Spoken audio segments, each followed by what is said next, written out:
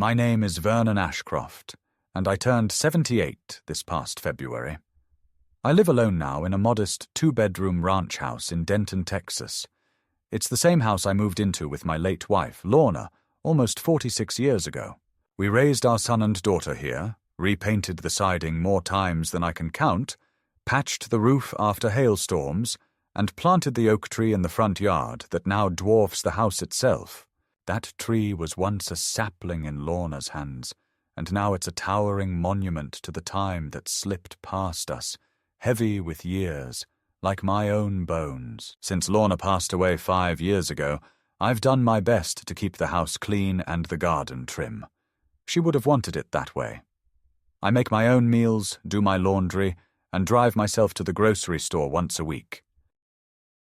I still use the same old station wagon we bought when our first grandchild was born.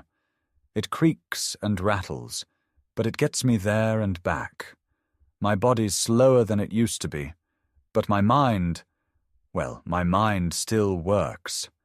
At least I thought it did. Most mornings I wake up before sunrise. It's not insomnia exactly, just a kind of restlessness that settled into me over the years. I boil water in the same battered kettle Lorna used, make myself black tea with a splash of milk, and sit in the armchair by the window, watching the streetlight flicker off and the world begin to stir. There's something comforting about that quiet, unclaimed hour before the neighborhood kids start yelling and the lawnmowers roar to life. I used to think of it as a peaceful kind of loneliness, but lately I've stopped pretending that peace and loneliness are the same thing. My son, Mason, lives in Oregon. We haven't spoken in almost 2 years. Our last phone call ended with an argument I can't quite remember the origin of. Something about politics or taxes or one of those subjects that turn sour faster than milk left on the counter. He sends me a Christmas card with a photo of his dogs every year, but no return address. My daughter Erin is closer, geographically at least. She and her husband Brad live in Plano, just an hour's drive away. They used to visit more often, especially right after Lorna died, but over time the visits got shorter, and eventually they stopped altogether. I don't think Erin is cruel, not exactly. Just practical. Efficient. She always was. She manages some kind of real estate operations office now, overseeing other agents and closing high-value deals. She's sharp and well-dressed and never late. She's also the kind of person who measures care in logistics rather than emotion. After Lorna's funeral, Erin offered to help set things up for me. Automated pill organizers, home healthcare brochures, even an estate planner. At the time, I thought she was being helpful, but something about her tone left a chill in my chest, like I was just another task on her list, somewhere between finalizing escrow documents and booking dry cleaning. Brad, on the other hand, has never liked me. He's always been distant, never outright rude, but his politeness is the kind that stings, too polished to be genuine. He calls me sir, which I find unsettling. He never liked it when I corrected the kids' table manners or told stories that went on too long. Lorna used to say, "Brad's just reserved," but I always knew he looked down on me. I worked most of my life as a civil engineer. I wasn't flashy or rich. I didn't own a boat or invest in stocks. I worked on roads and drainage systems, and I came home dirty. I was good at what I did, but Brad, he manages portfolios, wears watches that cost more than my first car. I still get birthday cards from Erin, usually with a gift card inside, Home Depot or Walgreens or something impersonal. No messages, just a signature. She always writes, "Love, Erin and Brad." Never "Dad" or "We miss you." Just a formula, a placeholder. I keep them in a drawer, stacked neatly. Some part of me still hopes they'll mean something someday, even if I know better. What's worse than the silence is the sudden, jarring intrusion. About a month ago, Erin started calling more frequently. Not in a warm or nostalgic way, these were brief, overly cheerful check-ins, like someone reading from a script. "Hi, Dad. Just seeing how you're doing. Are you eating well? Taking your meds? How's your sleep?" They weren't questions so much as a list. Every time I answered, I felt like I was being evaluated. Her voice was light, but her pauses were too calculated. At first I thought she was just trying to reconnect. Maybe something had changed. Maybe she missed me.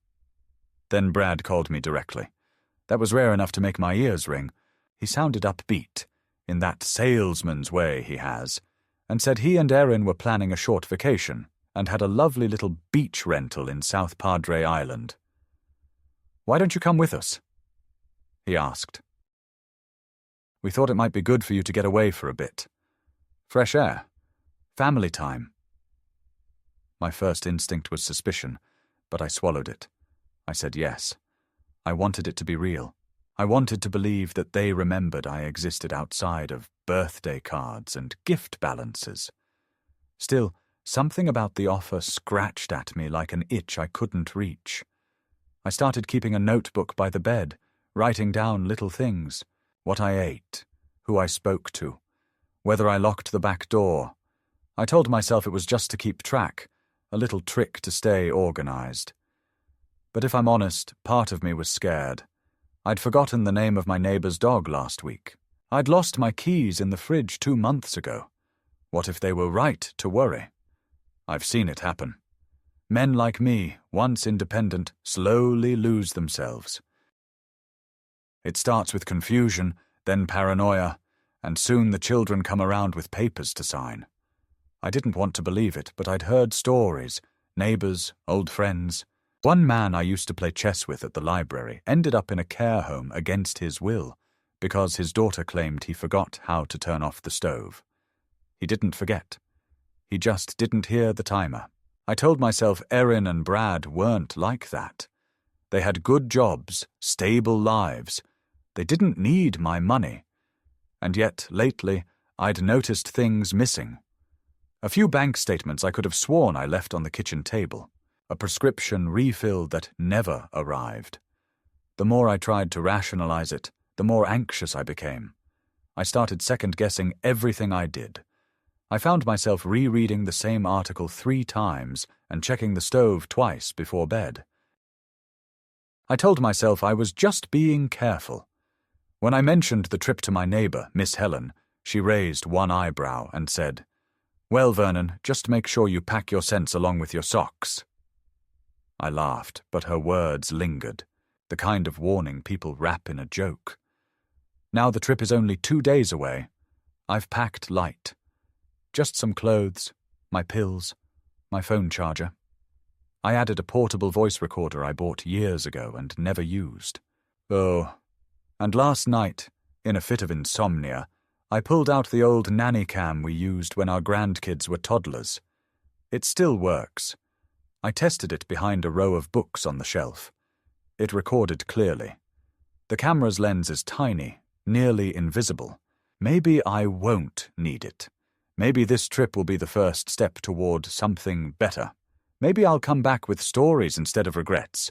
But just in case, I packed extra batteries. And as I zipped up the suitcase, I whispered to Lorna's photo on the mantel, "Wish me luck, darling. I think I might need it." The morning of our departure arrived with an unsettling quiet. I had barely slept, tossing between sheets that suddenly felt too heavy, my thoughts moving in anxious circles. I got up at 5, showered, dressed, and made myself a breakfast I could barely touch. The eggs were rubbery, the toast too dry, or maybe it was just me. I double-checked my suitcase. Socks, undershirts, slacks, medication, the little voice recorder tucked into the lining of my toiletry bag, and the nanny cam, carefully hidden inside a hollowed-out book I'd marked as retirement planning. I slipped her. Notepad into the side pocket, just in case. At precisely 7:45, I heard the sharp crunch of tires on gravel. I opened the curtains to see Brad's sleek, black SUV idling in my driveway. He didn't get out, of course. He never did. Erin stepped out of the passenger side, wearing a beige windbreaker over tailored jeans, her hair pulled into a no-nonsense ponytail. She moved briskly, her heels tapping on the walk as she approached my front door. "Good morning, Dad," she said with a smile too bright for this hour. "Ready for some sunshine?" I nodded, lifting my bag. She offered to take it, but didn't wait for my answer, already halfway back to the car with it by the time I locked the door behind me. Brad didn't say a word as I climbed into the back seat. He gave a brief nod to the rearview mirror, a gesture so devoid of warmth it felt mechanical. Erin adjusted the air conditioning and turned around in her seat with a practiced grin. "Comfortable? Need anything before we go? Bathroom? Water?" "No, I'm good," I said, settling in. The leather seats were cool and smelled faintly of some industrial cleaning product. The car pulled out before I even fastened my seatbelt. We drove in silence for almost half an hour. Erin scrolled through her phone, occasionally glancing over at Brad's screen and murmuring something I couldn't hear. They didn't include me in their conversation. I sat with my hands folded on my lap, staring at the passing fields, feeling like cargo rather than company. At one point I asked if we'd be stopping for breakfast. Erin gave a tight smile and said, "We brought snacks." She handed me a small plastic bag containing a granola bar and an apple. 3 hours into the drive, we stopped for gas at a convenience store on the outskirts of Waco. I used the restroom and, while washing my hands, caught my own reflection in the mirror. I looked tired, older than I remembered. There was a hollowness around my eyes I hadn't seen before. I took a deep breath, splashed water on my face, and told myself to stop being dramatic. Back in the car, Brad asked, "You remember where we're headed, right?" His voice was light, but his eyes were calculating. "South Padre Island," I said, meeting his gaze. "You mentioned the beach house." He smiled faintly. "That's right. Just making sure." Erin turned slightly in her seat. "We just want to be sure you're feeling good, Dad. No confusion, no headaches." I frowned. "I'm fine. Why would I be confused?" She waved it off. "Just being careful. You know how it is at your age. Travel can be disorienting." I said nothing. My fingers tightened slightly around the armrest. We arrived at the beach house late in the afternoon. It was bigger than I expected. 3 stories tall, painted sea foam green with white trim, perched just a few hundred yards from the water. Erin led the way, punching in a code on the smart lock. Inside, the air smelled of lemon and fresh paint. Everything gleamed, granite countertops, stainless steel appliances, wide windows facing the ocean. My room was on the first floor, tucked in the back, window facing a wall. A narrow bed, a small dresser, and a television mounted too high on the wall. No personal touches, no photos. It felt sterile. Erin showed me how to use the smart thermostat, which required an app on my phone, and reminded me, twice, not to adjust the settings manually. Dinner that evening was takeout. Sushi. Erin claimed it was light and healthy. I tried to remember the last time I ate raw fish. I wasn't sure I ever had. When I reached for soy sauce, she quickly said, "Careful with that, Dad. Your sodium." "I don't have blood pressure issues," I replied. She raised her eyebrows. "Are you sure? Didn't your doctor say something at your last appointment?" I stared at her. "You weren't there." "I talked to the nurse after," she said casually, and turned to open a bottle of sparkling water. "Anyway, it's better to be cautious." That night, after everyone went to their rooms, I sat on the edge of my bed, staring at the blank television screen. Something was off. Not just the coldness of the house, not just Brad's silence or Erin's forced cheer. It was the way they kept watching me, tracking my responses, steering conversations like handlers. I turned off the lights, got into bed, and lay there for hours with my eyes open, listening to the occasional creak of footsteps upstairs, the low hum of conversation behind a closed door. The next morning, Erin knocked and entered before I could answer. "Time for your meds," she said, holding out a pill organizer. I looked at it. The compartments were labeled morning and night. I picked up one of the pills and turned it in my hand. "What is this?" She hesitated, just for a moment. "Vitamin D. Doctor recommended it. And the blue one's a mild mood stabilizer. You said you've been having trouble sleeping." "I never said that." "Well, you did mention restlessness." "I didn't ask for pills." "They're mild, Dad. Just take them." "I'd like to speak to my doctor myself," I said. Erin's expression didn't change. "We'll schedule something next week. Let's just try these for now." She set the organizer on my nightstand and left. I didn't take the pills. I hid them under a tissue in the wastebasket and recorded the entire exchange with my voice recorder. I wasn't sure yet what I was collecting, but my instincts told me to start. Later that day, Brad announced that a social worker would be stopping by. "Just a wellness check," he said. "Totally routine. She does these for people over 70. I blinked. Why would I need a wellness check? "Because you're living alone," Erin interjected. "It's standard.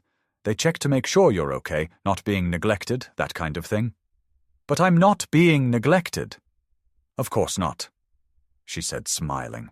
"It's just protocol." The woman arrived at 2 p.m. She was polite, mid-30s, wore a blazer and a lanyard. She asked me basic questions: my birth date, where I was, who the president was. I answered easily. Then she asked if I ever forgot appointments, got lost while driving, left appliances on. I said no, but she kept glancing at her clipboard like she'd already marked yes. After she left, I overheard Erin and Brad speaking in hushed voices upstairs. I crept to the hallway and caught fragments through the vent. "Early indicators. Can file by next month if we get enough documentation. Power of attorney. We'll have to talk to the bank." That night, I installed the nanny cam. I placed it on the shelf in my room, perfectly angled to capture the bed, the nightstand, and the door. The light on the device was tiny and didn't glow. It blended perfectly with the other electronics. I tested it using my phone as a receiver. Clear picture. Crispy audio. I left it running and lay down, staring at the ceiling. I felt something I hadn't felt in decades, a creeping fear that I was no longer safe in my own family. That my daughter, the baby I once rocked to sleep in a yellow blanket, was scheming against me. I thought of Lorna, how furious she would have been to see her family like this, and I thought of my notebook, the pages filling with dates, phrases, patterns. Something was happening. I didn't know the whole picture yet, but I would, and I would be ready. The next few days unfolded with an unnerving regularity, each one stitched together with the same forced politeness, the same quiet manipulations, the same underlying current of control masked as concern. I began to notice a pattern, as if the entire trip had been choreographed in advance, and I was just a reluctant actor stumbling through his marks. Erin woke me every morning around 7:30, her knock soft but uninvited, stepping in with a brightness in her voice that felt artificial and over-rehearsed. She brought in the pill organizer again and watched me with a smile that didn't reach her eyes until I pretended to take them. I learned quickly to slip them beneath my tongue, spit them into a tissue, and flush them down the toilet when no one was looking. Brad didn't engage much. He spent most of his time on his laptop, taking calls with headphones on, pacing the balcony and muttering about investments, though I never saw any emails or documents open on his screen. When he did speak to me, it was in clipped, polite sentences. "You all right, sir? Or need anything?" Always formal, always detached. One afternoon, while Erin was at the grocery store and Brad claimed to be taking a nap upstairs, I took the opportunity to test the camera footage. Using the encrypted connection I'd set up between my phone and the nanny cam, I pulled up the last 48 hours of recordings. I watched myself sleeping, tossing, and turning. At around 2 a.m. on the previous night, the door to my room opened slowly. Erin stepped inside, barefoot, moving quietly. She approached the nightstand, lifted the pill organizer, checked it, and then opened the drawer. She rummaged briefly, then turned to the closet, opening the door. She scanned the hanging shirts, then reached to the shelf above and pulled down the shoebox where I'd stashed some of my documents. My will, a copy of my birth certificate, a folder marked Accounts. I hadn't realized until that moment that she knew exactly where I kept it. She flipped through the papers, took a photo with her phone of something inside, then carefully placed it all back and left the room. My breath caught in my throat as I watched the recording. I didn't feel angry. Not yet. What I felt was a deep, bone-set dread. Something was happening, something calculated, and they weren't even trying to hide it anymore. They just assumed I wouldn't notice. Or worse, that I wouldn't remember. The following morning, the breakfast conversation turned unexpectedly cruel. I had made a comment about a local diner I passed on a walk, and Erin laughed gently. "You said that yesterday, Dad?" I blinked. "I don't think so." "You did. You said it yesterday and the day before. You're repeating yourself a lot lately." Brad didn't look up from his phone. "Maybe it's time to schedule that assessment, just to be safe." "What assessment?" I asked. Erin sipped her coffee. "We've been talking to Dr. Randall. He suggested a cognitive evaluation. It's very routine. A lot of people your age do it." "I never agreed to that." She smiled thinly. "You didn't have to. We're just concerned. You've been forgetting things." I stared at them both. "You mean you're concerned that I'm still aware of what's going on?" Erin's smile faltered, just for a moment. "That's not fair, Dad. We're trying to help you." I stood up from the table. "I don't need your help. I need you to leave my things alone."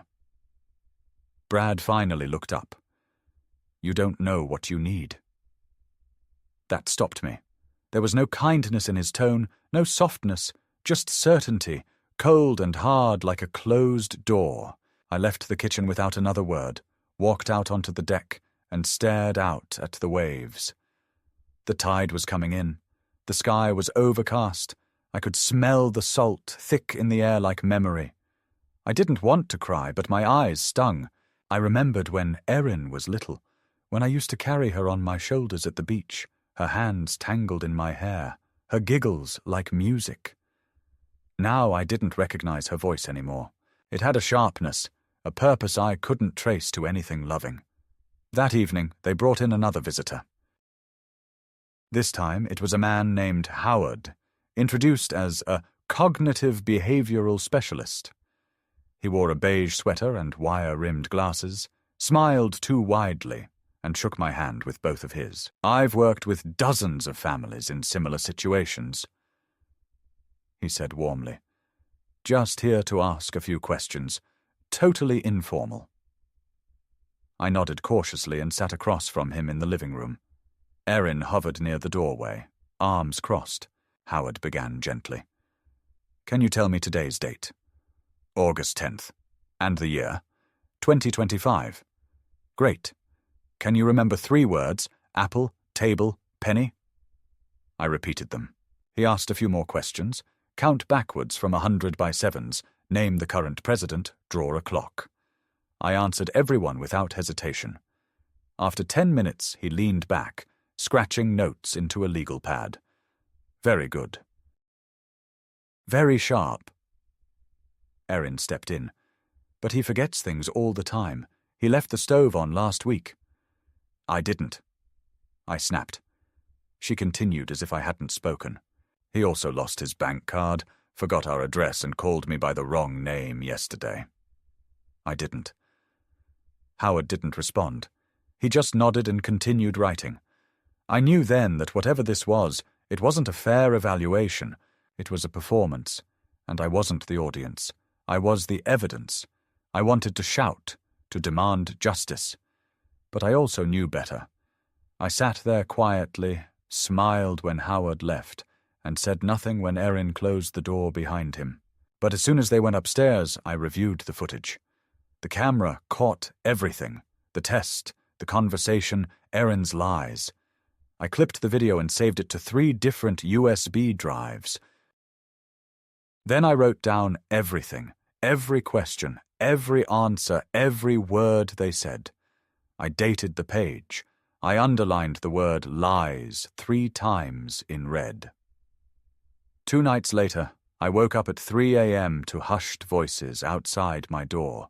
I crept out of bed and pressed my ear to the wood.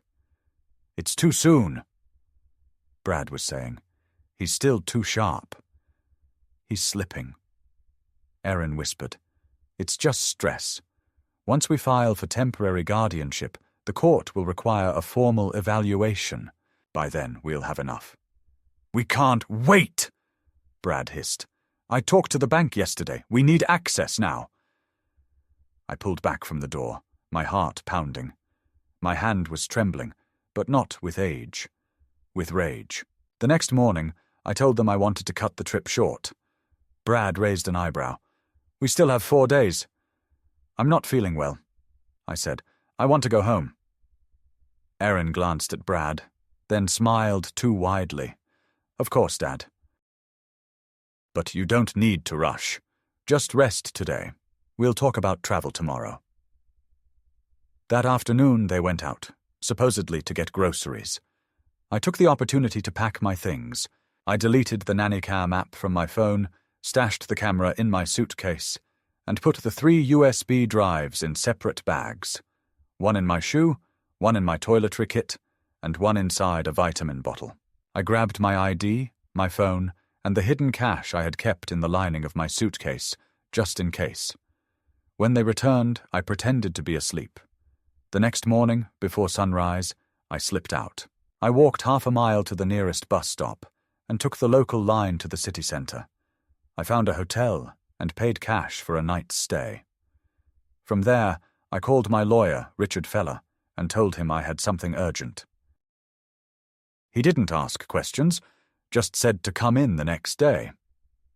I sat in that hotel room, curtains closed, door locked, USB drives spread on the bed like evidence in a trial.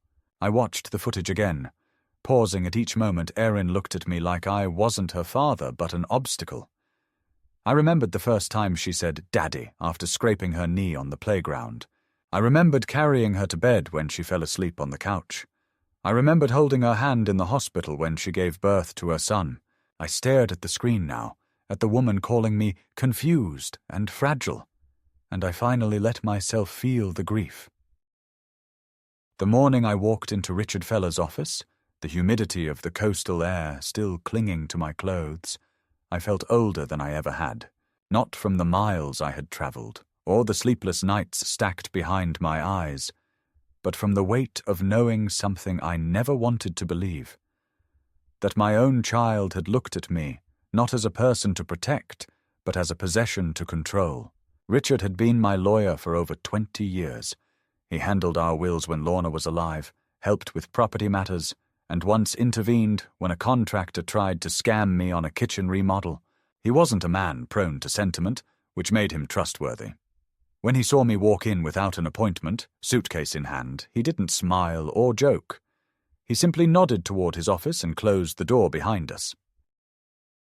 I told him everything: the conversations, the staged evaluations, the pills, the late-night whispering. I showed him the footage on one of the USB drives. He watched with furrowed brows, silent until the very end. When it was over, he leaned back in his chair and took a long breath. "This isn't just family drama," he said quietly. "This is premeditated. If what you're saying is true, they may already be working to file for guardianship behind your back." I nodded. "They want control of my finances, my home, everything." He opened a drawer and pulled out a notepad. "We need to move quickly. First, we'll draft a revocation of any medical or financial powers of attorney you may have previously assigned to your daughter. Did you ever sign anything giving her authority? I don't remember, I said honestly. There may have been something after Lorna died, but I trusted her then. Richard nodded grimly. We'll revoke it either way. Then we'll file a formal statement of mental competency. I'll have you evaluated by a neutral specialist, someone the court will trust. Once we establish that you're of sound mind, we can preempt any guardianship petition they try to file. What if they already filed? Then we'll challenge it with the footage, but the sooner we act, the better. We worked through the day, making phone calls, drafting documents, scanning my notes, duplicating the video files again, and submitting them to Richard's secure case system. I was evaluated the very next morning by a doctor Richard had worked with in previous cases, a soft-spoken neurologist named Dr. Leyland, who asked thoughtful questions and treated me like a person, not a patient. I passed the evaluation easily. He even complimented my memory, saying most men my age struggled far more with dates and names than I did. It was in that sterile white room, under the flickering light of an outdated ceiling panel, that the full weight of what I'd escaped began to settle in. They had been planning this for months, maybe longer. I wondered if Erin had first considered it when I forgot her anniversary last year, or when I asked her twice in 1 week whether Brad was still working at the same firm. Perhaps I had given them all the ammunition they needed without realizing it. But it wasn't just forgetfulness they were counting on. It was my silence. My unwillingness to believe that the people I loved could turn me into a liability.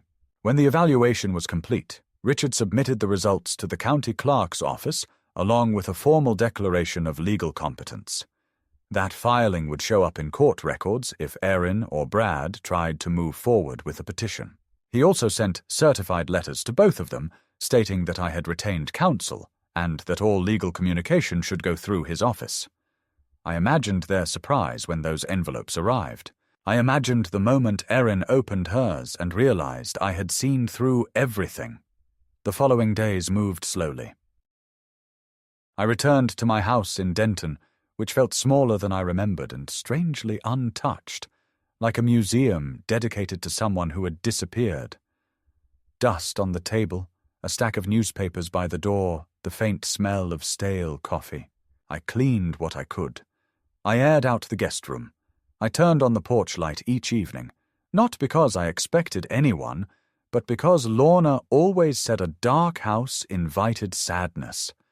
I didn't want to feel like a ghost in my own home. One morning, the phone rang. Not the cell, the old landline I kept out of habit. I let it ring 3 times before answering. Erin's voice came through, tight and brittle. "Dad, where are you?" "At home." There was a long silence. Then, "Why didn't you say anything? You just disappeared. We thought something happened."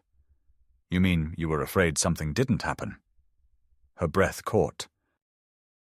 "That's not fair.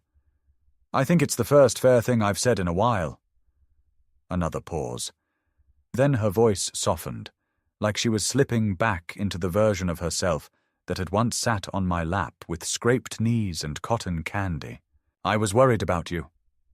"No," I said quietly. "You were worried you'd run out of time." The line went dead not long after. I didn't hear from her again for weeks. Then came the letter. Thick envelope, legal formatting. A petition for emergency guardianship filed by Brad and Erin Hollander, citing escalating memory issues, inability to manage finances, and episodes of confusion and paranoia. They even included a signed statement from Howard, the so-called cognitive specialist, and a notarized list of incidents, most of which were pure fiction. There were references to things I'd never done, wandering at night, misplacing medication, calling Erin by the wrong name, all meticulously presented in a clinical tone designed to disguise betrayal as concern. But we were ready. Richard had already filed our counterclaim and submitted the video evidence and evaluation results. When the court date was set, he told me I didn't need to appear in person unless I wanted to. I said I did. I wanted them to see me, standing, speaking, remembering everything. The day of the hearing arrived draped in an unforgiving greyness, a thin drizzle blurring the edges of buildings and car windows like the world itself wasn't sure it wanted to be seen clearly. I arrived at the courthouse early, an hour before the scheduled session, wearing the suit I'd had tailored 25 years ago for Mason's wedding. It fit looser now, my frame having surrendered much of its muscle to time, but it still held its shape, still reminded me of who I was and had been. Richard met me at the main entrance, umbrella in one hand, briefcase in the other, his expression as unreadable as ever. "Are you ready?" he asked. "I've been ready since the night they slipped pills into my orange juice." We didn't speak again until we entered the courtroom, a bland, echo-prone chamber with dull beige carpeting and an American flag drooping near the judge's bench. The hearing was closed to the public, given its nature, but that didn't lessen the weight of the room. Erin and Brad sat at the opposite table, flanked by a young, overconfident attorney with a pocket square too large for his jacket. Erin looked thinner than usual, her face pale and composed in a way that told me she had rehearsed this moment a dozen times. Brad didn't look at me. He sat staring straight ahead, jaw clenched, foot twitching beneath the table. The judge, a sharp-eyed woman in her 60s named Marla Kinley, entered briskly and took her seat.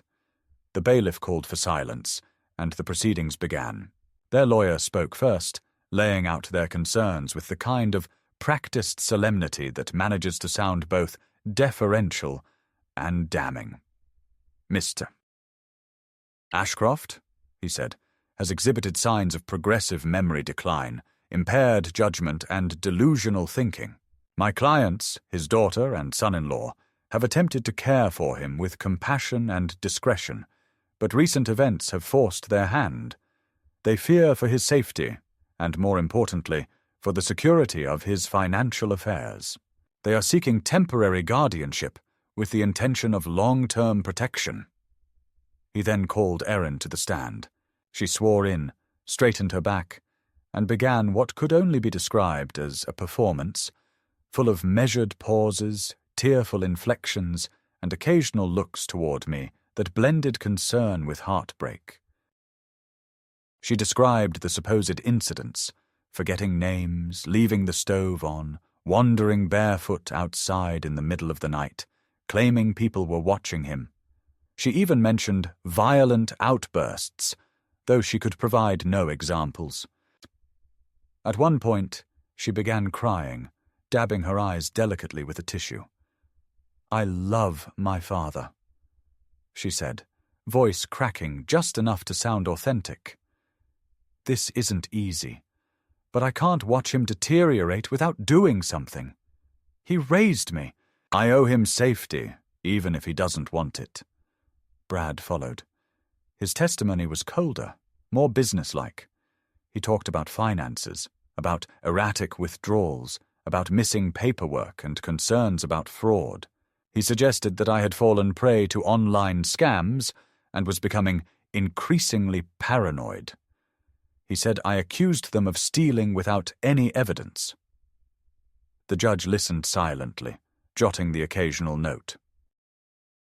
Then Richard rose and quietly asked the court to play an exhibit for consideration. The bailiff inserted the USB into the courtroom monitor system. The footage filled the screen. Erin entering my room in the middle of the night, rummaging through my papers, taking photos. The exchange with the faux cognitive specialist, who never once showed credentials. The whispered conversation in the hallway about guardianship and bank access.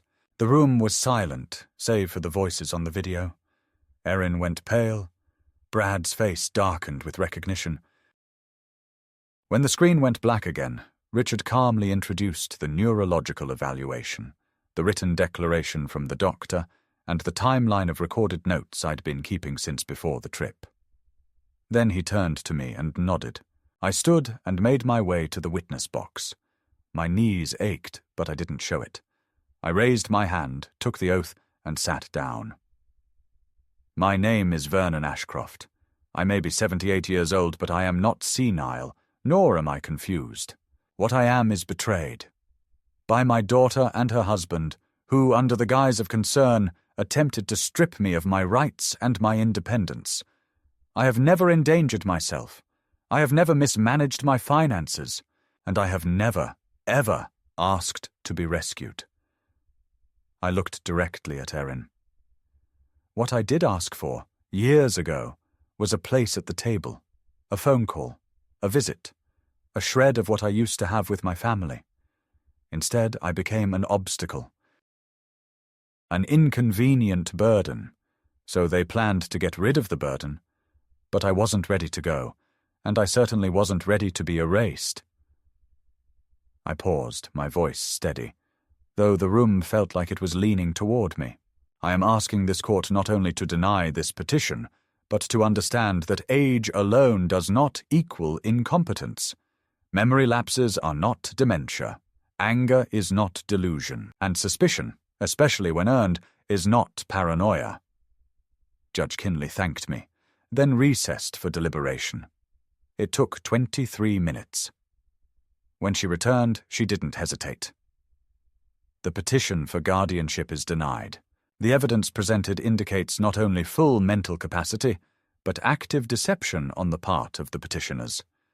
This court finds that the attempt to establish guardianship was not made in good faith. Furthermore, I will refer this case for possible investigation into elder exploitation. Erin gasped. Brad finally looked at me, and his face was pure hate. Back outside, Richard shook my hand. You won, he said. I didn't win, I replied. I survived. But something in me had shifted. That night, alone in my house, I made tea and stared at Lorna's photograph. I could hear her voice, could almost feel her hand on my shoulder. I didn't cry. There wasn't any sorrow left, only the quiet aftermath of a storm. In the following weeks, I took steps. I changed my banking institutions. I moved my savings into protected accounts. I rewrote my will, leaving clear instructions for what would happen after I was gone, none of it involving Erin or Brad. I sold the house and purchased a small apartment in a retirement community 2 counties away under a different name. I left no forwarding address. Only Richard knew how to reach me.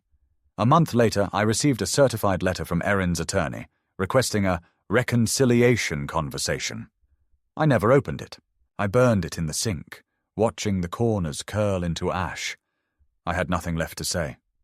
The fall air in Denton is different from the heat-drenched skies of late summer. It's dry and quiet, filled with that faint scent of fallen leaves and change. Not the chaotic, dramatic kind, but the slow, inevitable shifting that happens whether you're ready for it or not. In my new apartment, smaller and simpler than the home Lorna and I built together, I found myself surrounded by unfamiliar stillness. No ticking grandfather clock, no creaking porch swing. Just the hum of the refrigerator and the low murmur of the radio I kept on most days, tuned to classical. Not for any deep love of the music, but for the steadiness of it. The structure, the predictability. I hadn't spoken to Erin since the hearing. After the judge's ruling, after the footage, after the evaluation reports, after her face crumbled in real time as her plan unraveled in front of the court, she hadn't tried to call again. I thought maybe that was the end. But in families like mine, things don't always end with silence. Sometimes they end with one last, desperate attempt to regain the story. It was mid-October when the doorbell rang. I wasn't expecting anyone. No one knew where I lived now except Richard, the building manager, and the utilities. I moved cautiously, peeking through the peephole, and there she was. Erin. No makeup, no blazer, no curated calm. Just a beige sweater, slightly wrinkled, and a tote bag clutched against her side like a shield.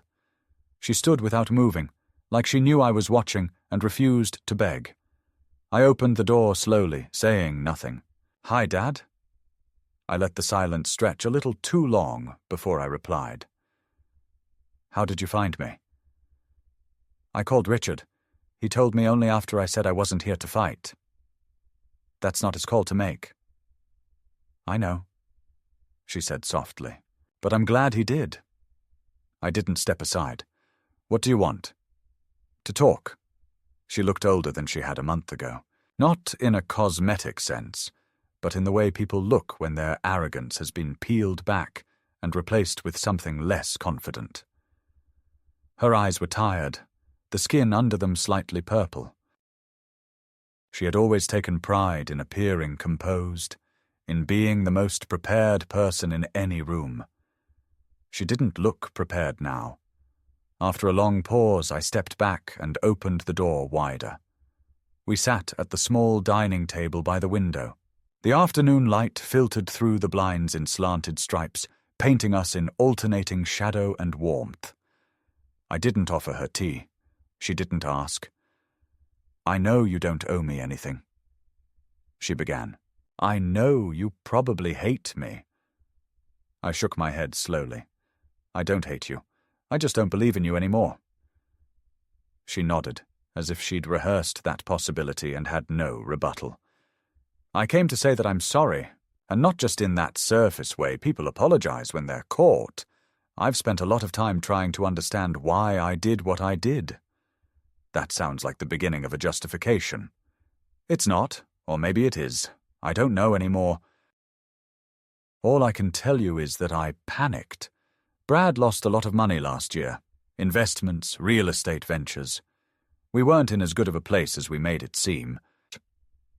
And I looked at you, sitting alone in that house, watching the same TV shows, reading the same paper, and I thought, what's the difference? He doesn't use the money. He barely spends. He lives like he's already halfway gone. I felt that one like a cold slap. I didn't respond. "I started telling myself it would be better for you," she continued, "that we'd manage your affairs responsibly, that we'd protect you from being taken advantage of. But the truth is, we were the ones taking advantage. I don't know when that switch happened in my head, but it did. I convinced myself that it was okay. And now? Now I live in a house I can't afford, with a man I barely recognize, and a father who won't speak to me. And I realize I've built a life on illusions, that family can be calculated, that love is some kind of transaction." She looked down at her hands, as if the lines in her palms could give her better answers than I could. "I'm not asking for forgiveness," she said finally. "I just wanted you to hear it from me." We sat in silence again. The radiator clicked once, the sound sharp in the otherwise still apartment. "You lied to doctors," I said. "You made up symptoms. You tried to steal my life." She flinched, but didn't argue. "You sat in court and cried on command, and then turned around and looked surprised when it didn't work. Do you know how many nights I lay awake wondering if I was losing my mind? Not because of age, but because my own daughter treated me like a patient." "I know." "No, you don't," I said, "because if you did, you wouldn't have come here. You'd have left me alone to build whatever peace I have left." She swallowed hard. "You're right. And yet you came anyway." "Because I still wanted to try." I leaned back in my chair, exhaling slowly. The bitterness in my mouth wasn't as sharp as it had been. It was just residue now, like the aftertaste of old grief. "You know what the worst part is?" I asked. She looked up. "You took away my certainty. For weeks I didn't trust my own memories, my own thoughts. You took the one thing that aging leaves you, the dignity of your own mind, and you made me question if it was even mine anymore. I'm sorry. I know." She stood, slowly, folding her tote bag under her arm. "I won't come again. Unless you want me to." I nodded once, not in invitation, but acknowledgement. At the door, she turned back. "Mom would have hated me for this." I looked out the window, the trees beginning to redden and curl. "No," I said quietly. "She would have been heartbroken." And then she was gone. That night, I walked the hallway of my apartment complex, nodding to the few neighbors I'd come to know. A man named Claude with a miniature schnauzer. A woman named Beverly who played bingo on Tuesdays. I didn't tell them anything about my visitor. I didn't tell them anything at all. I returned to my apartment, made myself a grilled cheese sandwich, and watched the news without hearing a word of it. Later, I sat down and wrote a letter. Not to Erin, but to Hazel and Adam, my grandchildren. I told them a version of the story, gentler and more metaphorical. I told them about boundaries and the difference between love and possession. I didn't blame their mother directly, but I made it clear that silence had consequences. I left it unsigned, dated, and stored in a box with the rest of my just-in-case documents. Some stories don't end with a bang or a confession. They end with a pause, a turning away, and the quiet reclaiming of something lost. Winter came early that year, as if the sky itself was trying to hush the world into stillness. The first frost glazed the window panes of my apartment in late November, and the courtyard trees dropped their leaves all at once, like they were too tired to hold on. Inside, life settled into a rhythm I hadn't known I needed. I started every morning with a slow walk around the complex, nodding to familiar faces. I signed up for a book club, didn't say much, but listened. I began to cook again, real food, the kind that takes more than one pot. Sometimes I caught myself humming while peeling apples or seasoning a roast. It wasn't joy, not exactly. It was something quieter, steadier, a reclaiming. I didn't speak to Erin again. Her number remained in my phone, not blocked, but untouched, a relic, like an old house key that doesn't fit any lock anymore. There were moments when I wanted to call her, on Christmas Eve when the lights flickered on outside my window, or when a neighbor's grandchild ran past my door shouting, "Grandpa!" But I didn't. Because I understood something now that I hadn't understood before. Forgiveness isn't always about reconciliation. Sometimes it's just a closing of the book, a choice not to reread the same chapter. I mailed the letter to Hazel and Adam in mid-December. No return address, no sender name, just a clean envelope with their names written in my old engineer's penmanship. Neat, careful, exact. I don't know if they read it. I don't know what they were told about what happened, but I wanted them to have some truth in their hands, even if it came wrapped in metaphor. I saw Brad on the news once, not for anything scandalous, just a photo in the background of a local business conference. He looked unchanged. Slick hair, tight jaw, handshake midair. I felt nothing. Not anger, not fear. Just a mild detachment, the way you might feel seeing a photo of someone you sat behind in high school. I kept the nanny cam, though. It sits in my nightstand drawer, next to my passport and a list of emergency contacts. Not because I expect to use it again, but because its presence reminds me of something I never want to forget. That passivity can be a slow death. That trust, once weaponized, doesn't grow back in the same way. I go to the library every Thursday now. There's a chess club there, mostly old men like me with crooked fingers and slow voices. We don't talk much while we play, but I find a strange peace in the soft clack of wood against wood, the long pauses, the occasional chuckle at an unexpected move. Last week, a man named Walter leaned in and said, "You're not from around here, are you?" I just smiled. "Not anymore," I replied. Some people think isolation is the enemy of old age, that we all need bustling homes full of laughter and grandchildren and casseroles. but I've come to believe something else. Isolation isn't the danger. The danger is proximity without care, familiar voices that speak in manipulation. Family dinners served with expectation instead of love. I would rather eat soup alone in silence than carve turkey at a table where I'm being erased with every bite. There are moments I still miss Erin, not the woman she is now, but the child she once was. The girl who used to hand me her drawings and ask if I could hang them in my office. The teenager who snuck me chocolate when Lorna banned sweets after my cholesterol test. That version of her lives in me still, but as a memory, not a hope. And I think that's how healing works sometimes. Not by rebuilding the bridge, but by learning how to live on your side of the river. I'm not bitter. I'm not angry. I'm something more complicated than that. A kind of watchful peace. A quiet dignity reclaimed after a storm that was meant to break me, but instead revealed who I still was beneath the wear of years and silence.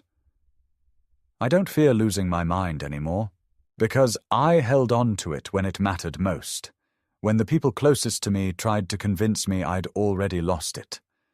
Now, each evening, I sit by the window with a cup of tea and a notebook. Sometimes I write, sometimes I don't. But the light is always on, and if someone were to pass by and look up, they'd see that I'm still here, still thinking, still whole, still me.